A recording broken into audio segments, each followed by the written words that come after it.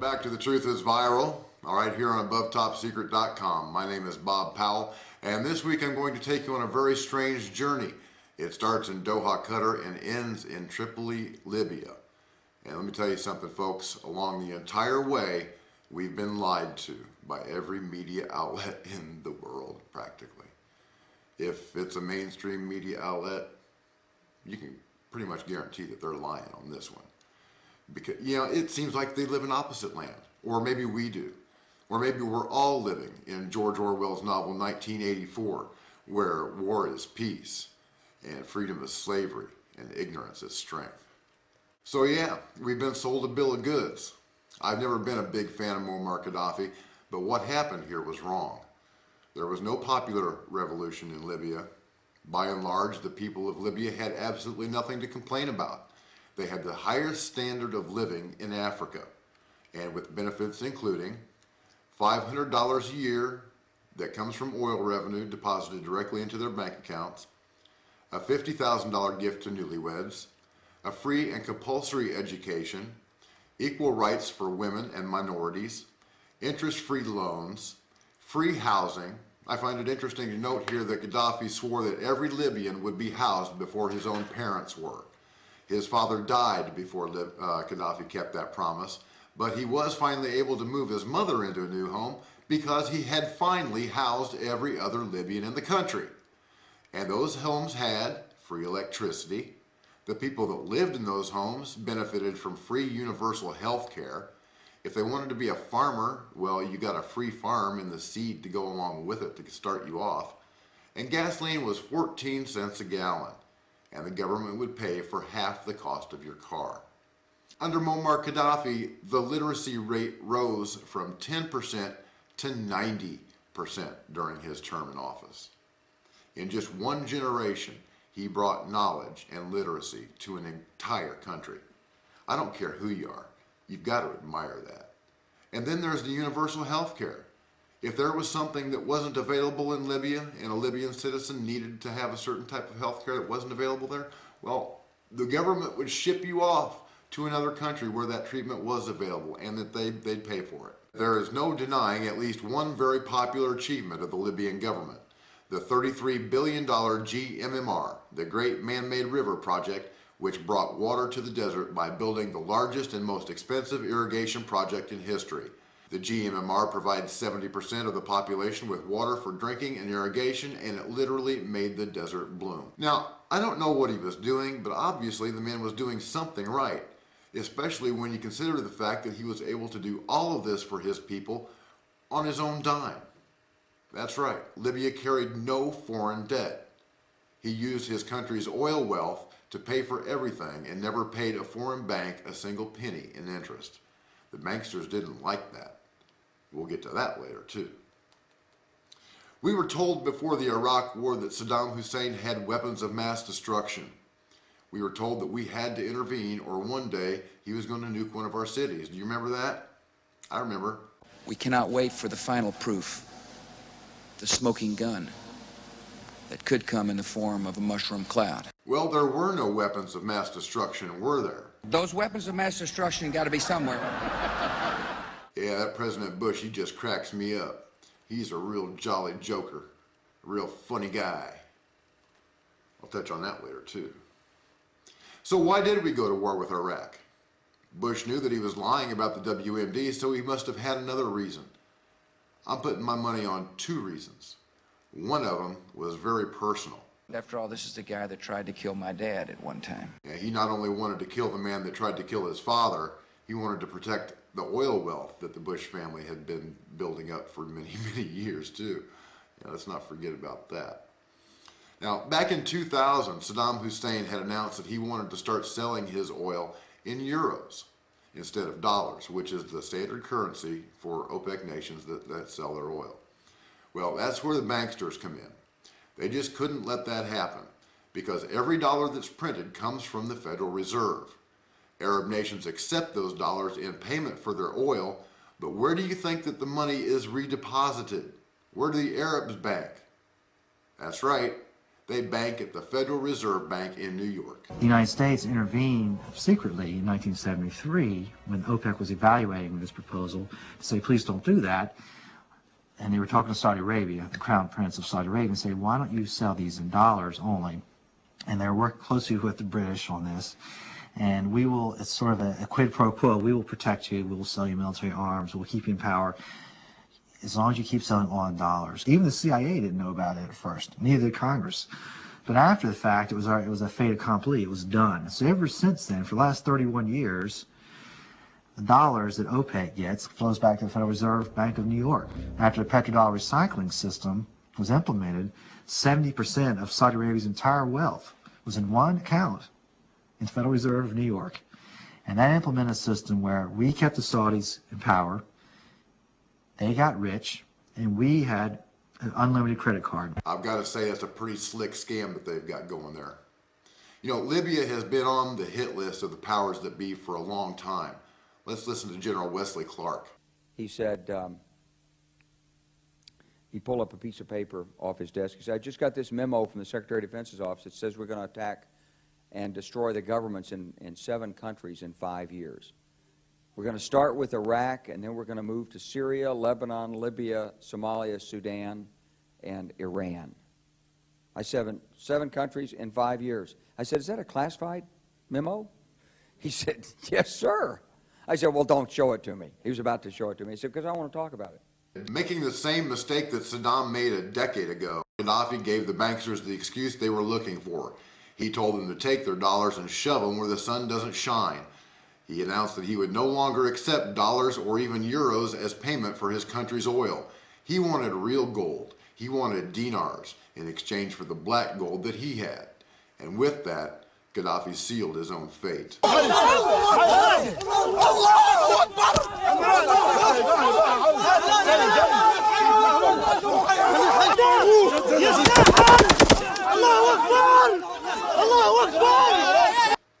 On February 23rd, special forces from 3 NATO nations arrived in Libya, France, Britain, and the United States. They began to arm and train these rebels that were based in Benghazi. Advanced forces from the Gulf Cooperation Council, consisting mainly of Qatari soldiers, set up shop in the Nafusa Mountains, Benghazi, and eventually Tripoli to train the rebels. But just who are these rebels? Well, they come from eastern Libya. That's where the revolution began, and it's been a hotbed for al-Qaeda terrorists for years.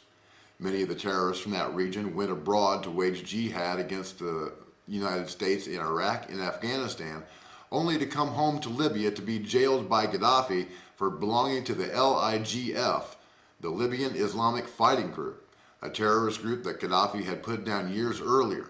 At least he thought he had put them down. I guess he was mistaken.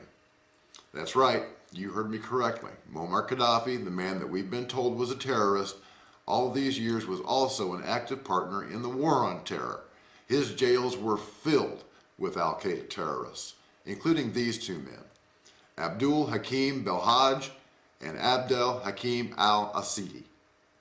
Al-Asidi was captured near Peshawar, Pakistan, where he was fighting coalition forces. After his capture, he was turned over to the U.S., where he spent time as a guest of the CIA before being turned over to the Libyans to rot in their jails for a while.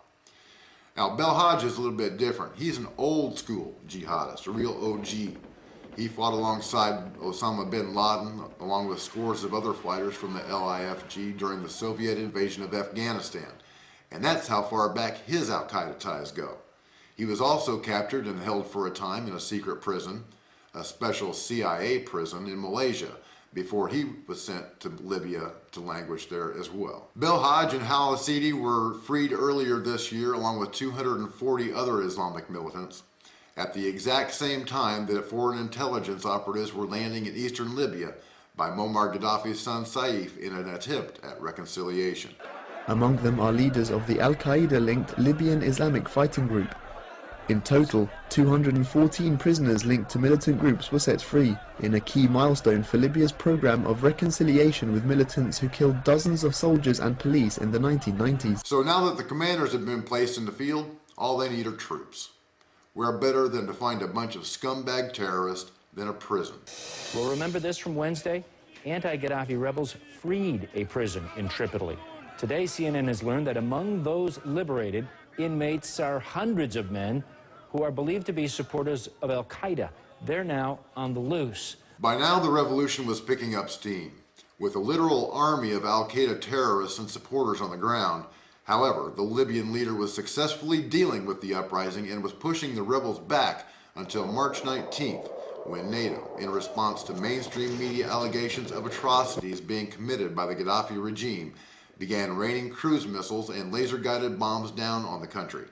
In the video we're watching now, a NATO cluster bomb munition hits an area densely populated by civilians.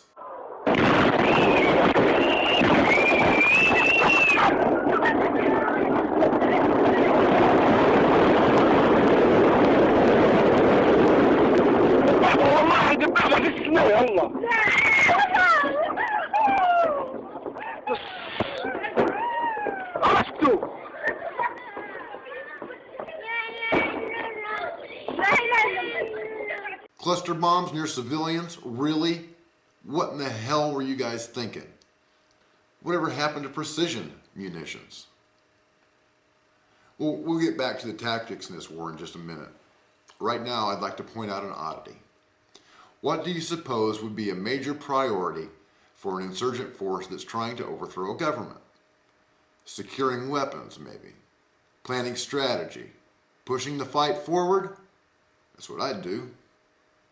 What would you say if I told you that one of the first things that these rebels did before NATO started helping them was to open up a central bank? That's right. The very same day that NATO got involved, and long before any victory was assured, these CIA and MI6 trained al-Qaeda rebels opened up a central bank and a new national oil company. The supposed ragtag revolutionaries announced the formation of the Libyan Oil Company as supervisory authority on oil production and policies in the country, based temporarily in Benghazi, and the appointment of an interim director general of the company. The council also said it designated the Central Bank of Benghazi as a monetary authority competent in monetary policies in Libya, and the appointment of a governor to the Central Bank of Libya, with a temporary headquarters in Benghazi.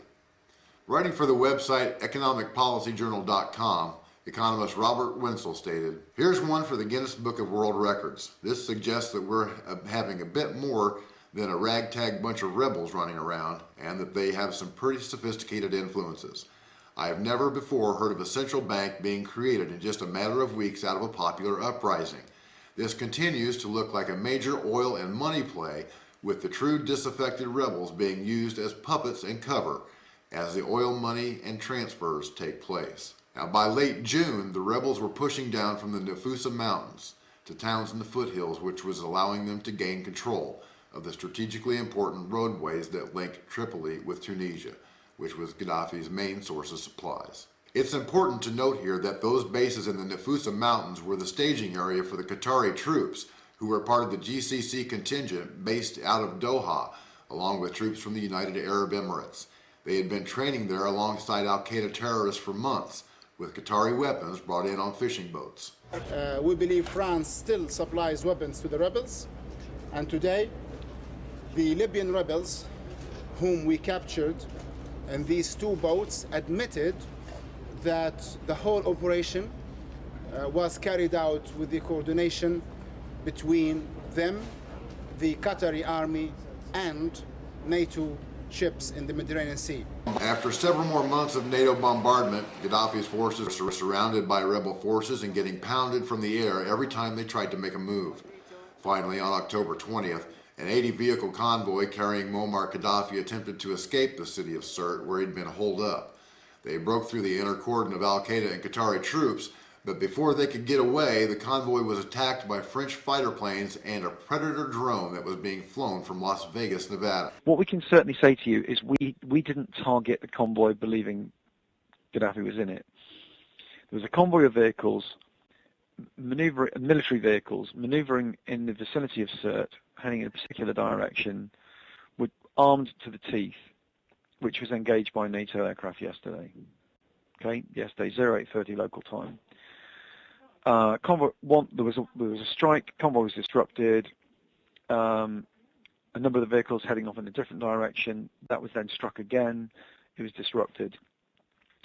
We then, obviously, at some delay, see the events that unfolded on the TV screens.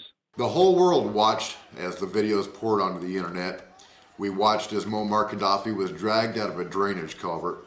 We watched as he was beaten. We watched as he was abused and even sodomized by his captors. He was paraded around on the hood of a truck like a 10-point buck on the last day of hunting season. He was dragged through the streets and beaten some more, and then he was murdered.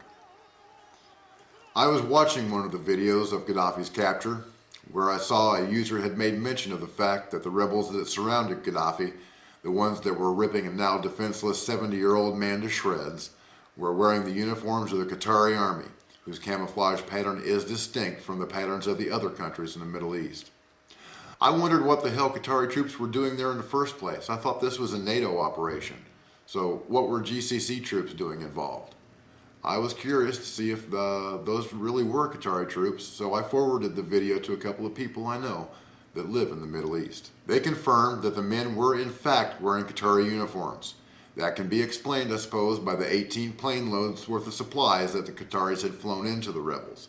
But the fact that they were speaking Arabic with a Qatari accent is a bit harder to reconcile with the fact that they were really rebels. So now I'll tie it all together. The U.S. Central Command is located in Doha, Qatar. That alone should speak volumes. After he was released from prison by Saif Gadaffi, guess who turned up at the Doha Libyan Contact Group as one of the participants who was to help chart Libya's future? If you guessed old school AQ terrorist Abdul Belhaj, close associate of Iraqi al-Qaeda leader Abu Musab al-Zarqawi, and a former guest of the CIA, then you have guessed correctly. Ding, ding, ding. He and his buddy Abdel Hakim al-Hasidi are now ranking members of the new Libyan National Transitional Council. That's right, the CIA is responsible for putting the worst possible scum in the world in charge of Libya.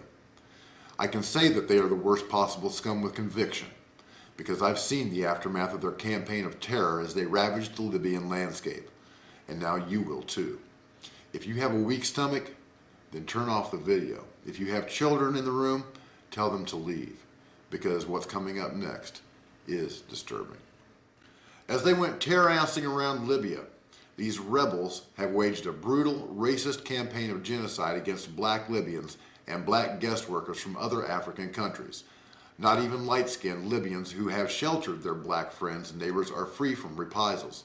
The signature al-Qaeda beheading is usually the price they pay for being black.